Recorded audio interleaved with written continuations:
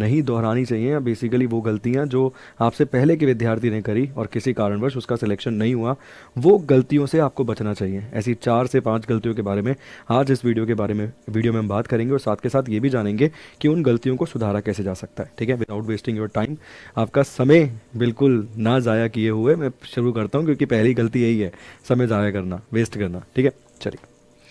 तो देखिए, फर्स्ट अगर आप मिस्टेक देखेंगे ना सर, जो पहली सबसे बड़ी गलती है विद्यार्थी की, वो क्या है?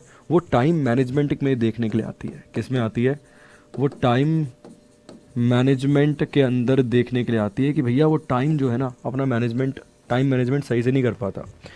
क्योंकि विद्यार्थी ये भी जानता है कि उसको दौड़ भी लगानी है, उसको फिजिकली भी फिट रहना है, उसको फिजिकली तरीके से भी तैयार रहना है, क्योंकि उसको दौड़ भी लगानी है, उसको वहाँ पे हाई जंप भी लगानी है, उसको लॉन्ग जंप भी लगानी है, उनको ये सब चीज़ें भी तैयार करनी है, उसको गोला भी फेंकना है। तो बेसिकली उसको दोनों तरीके से काम करना है। तो फिर उसकी स्ट्रेटेजी क्या होनी चाहिए? देखिए, सबसे ज़रूरी है टाइम मैनेजमेंट। तो देखिए, टाइम मैनेजमेंट में ना, इसे आप 2 चरणों में बांट सकते हैं, इसे आप 2 फेज में डिवाइड कर सकते हैं। कैसे? अब मान लीजिए कोई विद्यार्थी ऐसे है जो रात को लेट नाइट सो रहा है, तो उसको एक चरण अपना नाइट में कर लिया, मतलब 4 घंटे। जो लेट नाइट सो रहा है उसने 4 घंटे का टाइम जो है वो रात को बांध लिया, 4 आवर्स का टाइम जो है वो रात को बांध लिया एक चरण में। और कुछ विद्यार्थी ऐसे हैं जो, मान लीजिए कोई विद्यार्थी लेट सो रहा है रात को, कोई विद्यार्थी सो ही रहा है भाई 2:30-3 बजे, तो वो सुबह उठ रहा है भैया अपना 9 बजे 10 बजे के आसपास, हो सकता है कोई विद्यार्थी 11 बजे भी उठ रहा हो। तो उसने दूसरा चरण यहाँ पे बांट लिया, 4 घंटे का टाइम आपको यहाँ मिल गया, 4 आवर्स का टाइम आपको यहाँ मिल गया, आपको 8 घंटे मिल गए, टोटल मिला के आपको 8 घंटे मिल गए। टाइम मैनेजमेंट में अगर आप देखेंगे तो आपने इन चीज़ों को 8 घंटे में बांट लिया। अब यहाँ पर भी आपको अपने हिसाब से जो आपके बेस्ट सब्जेक्ट है, मतलब जो आपको बेस्ट टॉपिक लगता है सब्जेक्ट से रिलेटेड, वो कवर करना है, और यहाँ पर भी आपको उसी तरीके से कवर करना है। 24 में से 8 गए, 16 घंटे बचे। अब मान लो कोई विद्यार्थी ने रात को 11 बजे पढ़ाई शुरू करी, 3 बजे तक पढ़ लिया, 2 बजे तक पढ़ लिया, 10 बजे शुरू करी, 2 बजे तक पढ़ लिया। ठीक है ना, 11 12 1 2, ठीक है ना, तो 10 से शुरू करी, 2 तक पढ़ लिया, 2 बजे तक पढ़ लिया, 2:30-3 बजे अपना सोया, सुबह 10 बजे के आसपास उठ गया, 11 बजे बैठा पढ़ने के लिए, 12 1 2 3 3 बजे तक पढ़ लिया। ठीक है, तो दोनों ही तरीके से आपको गैप मिल रहा है। आप बोलोगे दौड़ कब लगाएंगे? भाई शाम का पूरा समय दे रहा हूँ, शाम का पूरा टाइम मिल गया आपको, एक प्रॉपर टाइम मिल गया 2 घंटे का। आप 3 बजे फ्री हो गए, अगर पढ़कर आपने 2 घंटे आराम भी कर लिया, आप बोलोगे लंच वंच कब करेंगे? अरे बहुत समय मिल जाता है बीच में, हमने भी करी है पढ़ाई भाई। ठीक है, तो बहुत समय मिल जाता है। 8 घंटे तुम्हारे मांग रहा हूँ स्टडी के लिए, 8 घंटे ये टाइम मैनेजमेंट करनी ही पड़ेगी। अब मान लो कोई विद्यार्थी सुबह जल्दी उठ रहा है, कोई ऐसे बहुत सारे विद्यार्थी हैं बिहार के अंदर अपने जानने वाले, जो सुबह 6 बजे 5 बजे उठ जाते हैं। ठीक है ना, 5 बजे विद्यार्थी उठ के दौड़ मार रहा है, अच्छी बात है, 5 से 6 दौड़ मारी, 6 बजे सर पढ़ने बैठ गया, 7 बजे मान लो पढ़ने बैठ गया, 7 से 10 का एक शेड्यूल लगाओ, 8 9 10 3 घंटे का शेड्यूल लग गया। उसके बाद अपना थोड़ा सा दिनचर्या, जो घर की एक्टिविटीज़ हैं, घर का काम काज है, इसके अलावा खान पीन, इन सब चीज़ों को निपटाओ। फिर एक और लगाओ 2 घंटे की शिफ्ट, कितने बजे? वो लगाओ सर 1 बजे या 2 बजे के आसपास, 1 बजे के आसपास लगा लो, 3 बजे तक लगा लो, उसके बाद 3 से 5 आराम कर लो। ठीक है, ऐसे करके आपको स्ट्रेटेजी बनानी है, मगर एक दिन में 8 घंटे का टाइम टेबल आपको सेट रखना है अपना। और इसके अलावा कम से कम 1.5 से 2 घंटे आपको अपने फिजिकल एंडोरेंस पे भी काम करना है, क्योंकि उसकी भी आवश्यकता है कांस्टेबल और दरोगा के अंदर।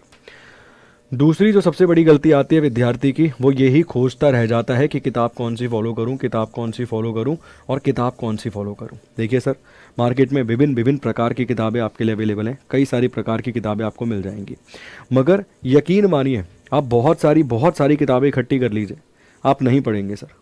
बहुत सारी किताबें इकट्ठी कर लेंगे, नहीं पढ़ेंगे। आपको सबसे पहले ये पता होना चाहिए कि उस किताब में से क्या जितना पढ़ रहा हूँ मैं वो सफिशिएंट है मेरे लिए या नहीं है, और क्या वो किताब पढ़ के मुझे समझ आ रही है।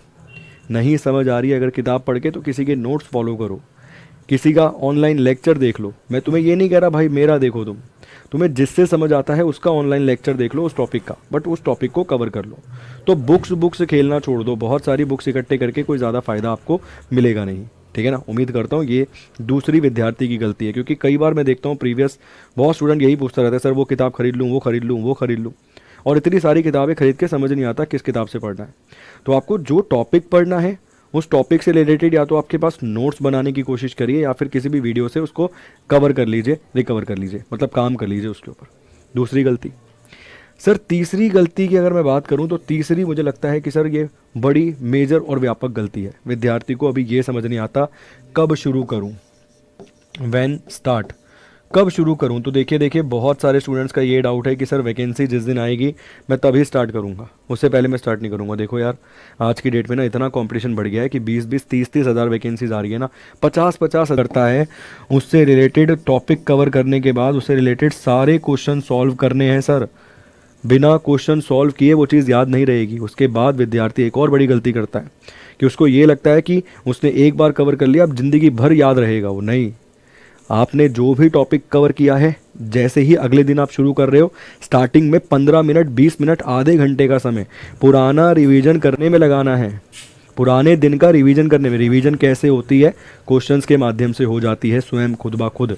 ऐसे नहीं पूरी उसको किताब को दोबारा खोल के पढ़ रहे हो, क्वेश्चंस के माध्यम से रिवीजन कर रहे हो। कोई भी किताब अगर है, कोई भी किसी भी प्रकार से आप क्वेश्चंस की प्रैक्टिस कर रहे हो, हल्की हल्की टिक लगाओ। हम तो लगाते भी नहीं थे भाई टिक, ताकि पता ना चले आंसर क्या है। समझ रहे हो ना? वो भी करने का प्रयास करिए, ठीक है। तो ये कुछ 4-5 बड़ी गलतियां हैं जो विद्यार्थी दोहराता है, इन गलतियों को नहीं करना। और एक पांचवी जो सबसे बड़ी गलती मैं आपको ये कहूँगा वो ये है, उसको पता ही नहीं है कि सही सोर्स क्या है। उसको यही नहीं समझ आया कि राइट सोर्स क्या है।